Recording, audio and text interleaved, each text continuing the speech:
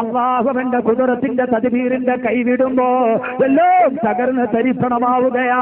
സഹോദരങ്ങളെ, എല്ലാ ആകർഷണ ബന്ധങ്ങളും നഷ്ടപ്പെടുമ്പോ, ഗ്രാവിറ്റി നഷ്ടപ്പെടുമ്പോ, പരസ്പരം ഇങ്ങനെ കൂട്ടിമുട്ടുമ്പോ, എന്തേ കൂട്ടിമുട്ടാത്തതെന്താ? എന്തേ കൂട്ടിമുട്ടാത്തതെന്താ? നിങ്ങളൊരു 10 മിനിറ്റ് ഒന്ന് ശ്രദ്ധിച്ചു കേൾക്കുക. എന്തേ കൂട്ടിമുട്ടാത്തതെന്താ? ഈ ഭൂമിയിൽ, ഈ പ്രപഞ്ചത്തിൽ തന്നെ ഏതായിരം 10,000 കോടി ഗാലക്സികളുണ്ട്. ഓരോ ഗാലക്സിയിലും 10,000 കോടി മുതൽ 50,000 കോടി വരെ നക്ഷത്രങ്ങളുണ്ട്. 10,000 കോടി ഗാലക്സികളുള്ളൊരു പ്രപഞ്ചം. ആ പ്രപഞ്ചത്തിലെ ഒരു ഗാലക്സിയിൽ ഏതാണ്ട് 10,000 കോടി മുതൽ 60,000 കോടി വരെ നക്ഷത്രമുള്ള ഒരു സമൂഹം. ആ നക്ഷത്ര സമൂഹത്തിലെ ഗാലക്സിയിലെ ഒരേ ഒരു നക്ഷത്രം നമ്മുടെ സൂര്യൻ. ആ സൂര്യനെ ചുറ്റി സഞ്ചരിക്കുന്ന 9 ഗ്രഹങ്ങളിൽപ്പെട്ട ഒരു ചെറിയ ഗ്രഹം നമ്മുടെ ഭൂമി. ഇതാണ് നമ്മുടെ ഭൂമിയുടെ മേൽവിലാസമെങ്കിൽ ഈ ഭൂമി ലോകത്തിന്റെ അവസാന വാക്കല്ല. 10,000 കോടി ഗാലക്സികളില്, ആയിരക്കണക്കിന് ഗാലക്സിയിൽപ്പെട്ട ഒരു ഗാലക്സിയില്, ഒരു നക്ഷത്ര സമൂഹത്തിലെ 1000 കോടി നക്ഷത്രത്തിൽപ്പെട്ട ഒരു നക്ഷത്രമായ സൂര്യനെ ചുറ്റി സഞ്ചരിക്കുന്ന 9 ഗ്രഹങ്ങളിൽപ്പെട്ട ഒരേ ഒരു ഗ്രഹമാണ് നമ്മുടെ ഭൂമി. ആ ഭൂമി തന്നെ സഹോദരങ്ങളെ 7 ഭൂഖണ്ഡമാ. 7 ഭൂഖണ്ഡങ്ങളിൽ തന്നെ ഭൂമി തന്നെ. ഭൂമിയുടെ 4/3 ഭാഗവും കടലാ.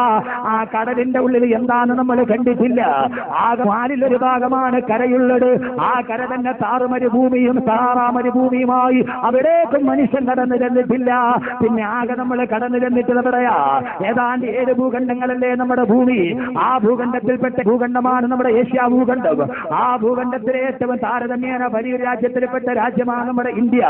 ആ ഇന്ത്യയുടെ ഏറ്റവും 28 സംസ്ഥാനങ്ങളിൽപ്പെട്ട ഗോവണി ചാരി വെച്ചിരിക്കുന്നത് പോലെ ചാരി വെച്ചൊരു സംസ്ഥാനമാണ് നമ്മുടെ കേരളം. 38,854 ചതുരശ്ര കിലോമീറ്റർ വിശാല വിശദമായ ഈ കേരളം തന്നെ 14 ജില്ലകളാ. ആ 14 ജില്ലയിൽപ്പെട്ട പ്രധാനപ്പെട്ട കേരളത്തിൽ എപ്പോഴും മുറിപ്പെടുത്തുന്ന, എല്ലാവരും മുറിപ്പെടുത്തുന്ന ഒരു ജില്ലയാ മലപ്പുറം ജില്ല. ആ മലപ്പുറം ജില്ലയിൽ തന്നെ എത്രയോ നഗരസഭയുണ്ട്, മുനിസിപ്പാലിറ്റിയുണ്ട്, എത്രയോ ഗ്രാമപഞ്ചായത്തുകളുണ്ട്. ഈ പഞ്ചായത്തിൽപ്പെട്ട മലപ്പുറം പഞ്ചായത്തിൽപ്പെട്ട ഒരു പ്രസിഡന്റാണ് AK നാസർ സാഹിബ്. നമ്മൾ നിൽക്കുന്നത് പെരിന്തൽമണ്ണ മുനിസിപ്പാലിറ്റിയിലാ. ആ മുനിസിപ്പാലിറ്റിയിൽ തന്നെ എത്രയോ വാർഡുകളുണ്ട്. ആ വാർഡുകളിൽ ഏതൊക്കെ വാർഡുകളിലാ നിങ്ങൾ താമസിക്കുന്നത്? സഹോദരങ്ങളെ, ഞാനൊന്ന് ചോദിക്കട്ടെ, നിങ്ങൾ താമസിക്കുന്ന വാർഡിൽ എത്ര ആളുകളുണ്ടെന്ന് ചോദിച്ചാ ഇത്രയുണ്ടെന്ന് കൃത്യമായിട്ട് പറയാൻ കഴിയുന്നത് ആർക്കാ ഉള്ളത്?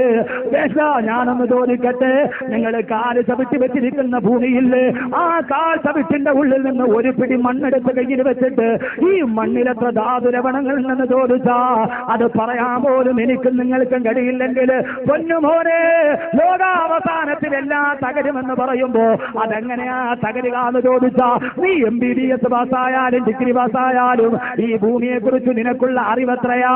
കാൽ ചുവട്ടിലിരിക്കുന്ന പിടിമണ്ണിനെ കുറിച്ച് പോലും അറിയാത്തവനാണ് ഈ പൊന്നു സഹോദരങ്ങളെ. ഈ പ്രപഞ്ചം ഒരു വല്ലാത്ത പ്രപഞ്ചമാ.